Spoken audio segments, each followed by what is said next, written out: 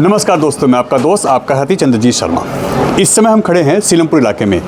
यहाँ पे संडे की रात को करीब 11:40 पे एक फायरिंग की खबर आती है, जिसमें एक समीर नाम के लड़के की, जिसकी उम्र 20 साल बताई जा रही है, उसके ऊपर गोलियों से फायर किया जाता है। लगातार उस पर जब फायरिंग होती है तो ऐसा बताया जा रहा है कि जब उसको हॉस्पिटल ले जाता है तो रास्ते में ही वो मृत हो जाता है। और जब डॉक्टर देखते हैं, जांच करते हैं, ट्रीटमेंट देते हैं तो पता चलता है कि ये रास्ते में ही एक्सपायर हो चुका है। मगर लगातार अगर उत्तर पूर्वी दिल्ली की बात करें तो लगातार क्राइम ग्राफ बढ़ता जा रहा है। अभी कुछ दिन पहले ही कुणाल की इसी सीलमपुर इलाके में हत्या होती है, यमुना विहार में चाकू से वार होता है, और इसके साथ साथ नंदनगरी, गोकलपुरी, यह भी वो स्पॉट्स हैं जहाँ पे मर्डर होता है। यानी उत्तर पूर्वी दिल्ली में लगातार क्राइम ग्राफ टॉप पे है। आखिर ऐसे में पुलिस के ऊपर सवाल उठता है कि पुलिस इस क्राइम को क्यों नहीं कंट्रोल कर पा रही। एक हफ्ते में यह तीसरी वारदात है इस पूरे इलाके में, यमुना विहार, उसके बाद वहीं पे लूटपाट, इसके साथ साथ सीलमपुर और अब फिर सीलमपुर। यानी लगातार क्राइम ग्राफ इस समय चरम पे है। बदमाशों के हौसले बुलंद हैं, कोई कहीं पे भी हो सेफ नहीं है। लूटपाट, मर्डर, चाकूबाजी और साथ ही साथ फायरिंग, यह आम हो चुका है इस इलाके के लिए। हालांकि पुलिस लगातार जांच कर रही है और अभी जो यमुना विहार का था उसमें भी पकड़े गए हैं लोग, कार्रवाई हुई है। इसके साथ साथ सीलमपुर में भी लगातार कार्रवाई हुई है। मगर बात वही आती है कि जांच के बाद इनको पकड़ा जाता है, इसमें बहुत से लोग नाबालिग निकल रहे हैं। अभी जो भजनपुरा के अंतर्गत अभी कल ही जो खबर हमने आपको दिखाई परसों, उसमें भी यही हुआ था कि परसों रात को वहाँ पे मर्डर होता है। वहाँ पे भी 15 साल से 16 साल के जो नाबालिग लड़के हैं वो पकड़े जाते हैं। जिसका मर्डर होता है उसकी उसमें कोई गलती नहीं होती, कोई रोल ही नहीं होता, वो तो अपने घर से आराम से जा रहा होता है और उसको सरेआम चाकुओं से मार दिया जाता है। और ऐसा ही अब यहाँ पे घटना निकल के आ रही है कि सीलमपुर में भी यहाँ पे फायरिंग की जाती है। वो लड़का इस समय समीर यहाँ बैठा होता है और उस पर आके फायरिंग की जाती है। ऐसे में पुलिस इन पे लगाम क्यों नहीं लगा पा रही? अब हर आदमी के सवाल ऐसे उठ रहे हैं कि पुलिस इन पे कार्रवाई करे, इनके दिल दिमाग में डर बिठाए, अन्यथा जो क्राइम ग्राफ है वो उत्तर पूर्वी दिल्ली का वैसे ही टॉप पे है और इस तरीके से हालात बद से बदतर हो जा रहे हैं, खासकर इस नॉर्थ ईस्ट दिल्ली के अंदर। देखिए, ये वही घटना की जो पुलिस ने जांच की है उसको यहाँ मेंशन किया है। और जिस समय या करीब 11:40 पे जो घटना होती है उस समय समीर यहाँ बैठा होता है। यहाँ आके फायरिंग की जाती है और फायरिंग से उसकी यहीं पे मौत होती है। हालांकि यहाँ से उसको हॉस्पिटल ले जाता है जहाँ पे जो डॉक्टर होते हैं उसे मृत घोषित कर देते हैं। मगर बार बार सवाल उठ रहे हैं लोगों के मन में। अब यह सवाल उठ रहा है कि आखिर ऐसा कैसे हो रहा है, क्यों यहाँ पे लगातार मर्डर हो रहे हैं। सीलमपुर में यह दूसरी घटना है, भजनपुरा में भी एक दिन मर्डर हुआ था, उससे पहले यहाँ पे उसी भजनपुरा थाना के अंतर्गत आने वाले यमुना विहार में भी चाकूबाजी हुई थी। 2 दिन पहले वहाँ पे 2 वारदात एक ही दिन बंदूक की नोक पे लूटपाट होती है। यानी उत्तर पूर्वी दिल्ली इस समय लगातार क्राइम इस समय वहाँ टॉप पे है, क्राइम बढ़ता जा रहा है और पुलिस उसको कहीं ना कहीं कंट्रोल करने में कामयाब नहीं हो रही।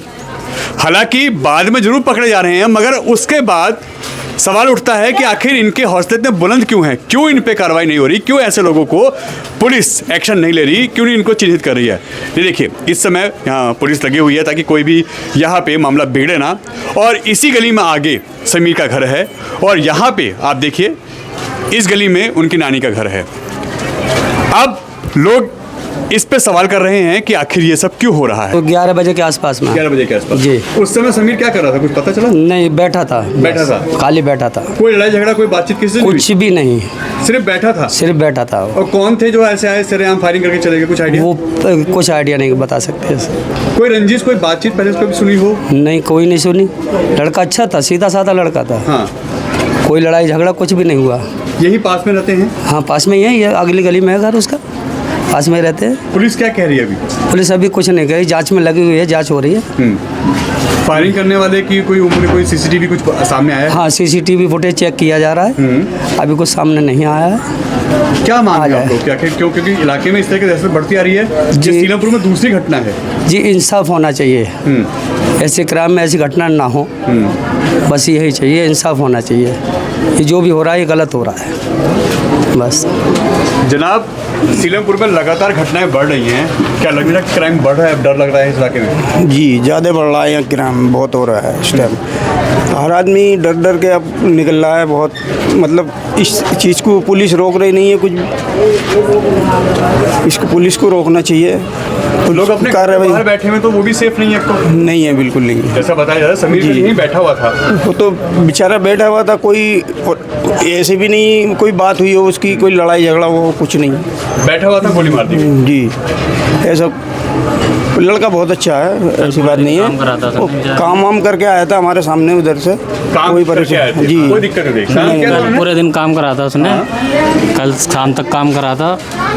कल लेबर काम करते थे? लेबर में काम करता था। लेबर में? हाँ, आप लोगों के साथ या कुछ ऐसा? हमारे साथ ही करता था। साथ में? हाँ, कभी कोई लड़ाई झगड़ा सुना नहीं उसका? कोई नहीं, बहुत बढ़िया लड़का था।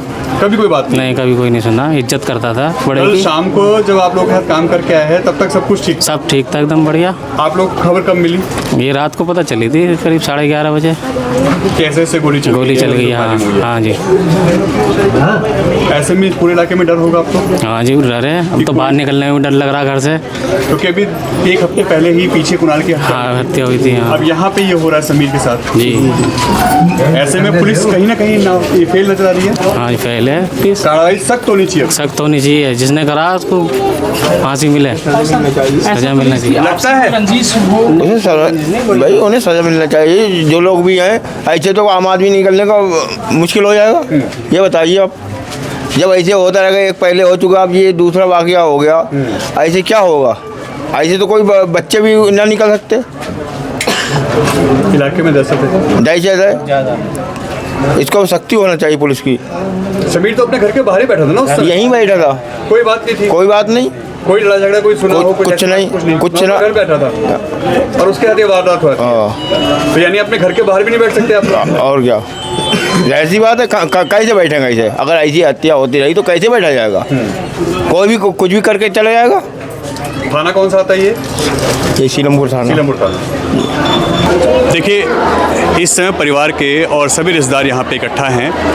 ये समीर का परिवार है और जब से ये हादसा हुआ है तब से लोग दहशत में हैं, डरे हुए हैं और अपने बच्चे के इंसाफ की मांग कर रहे हैं। उनकी यहाँ नानी हैं, उनके यहाँ अम्मी हैं, ये सभी लोग हैं और परिवार के सभी लोग यहाँ पे इस समय इंसाफ की मांग के लिए कह रहे हैं। हालांकि इस समय वो बात करने की कंडीशन में नहीं है। आप खुद देखिए, बेसुध हैं, बार बार उनको दिक्कत हो रही है। जब जब होश आ रहा है अपने बच्चे की याद करके वो परेशान हो रहे हैं। मगर ऐसे में परिवार एक ही चीज़ कह रहा है कि आखिर कब तक यहाँ ये सब होता रहेगा और कब तक हमारे बच्चे ऐसे ही मारे जाएंगे। अब अगर घर के बाहर नहीं हम बैठ सकते तो फिर हम कहाँ सेफ़ हैं? रोड पे सेफ़ नहीं है, दिल्ली में कहीं सेफ़ नहीं है और उत्तर पूर्वी दिल्ली में जिस तरीके से हालात इस समय बद से बदतर हो रहे हैं, सीलमपुर में लगातार मर्डर एक के बाद एक हो रहे हैं और उसके बावजूद अब बच्चा अगर घर के बाहर बैठा है तो हम कहाँ सेफ़ माने अपने आप को, अपने बच्चों को, अपने परिवार को?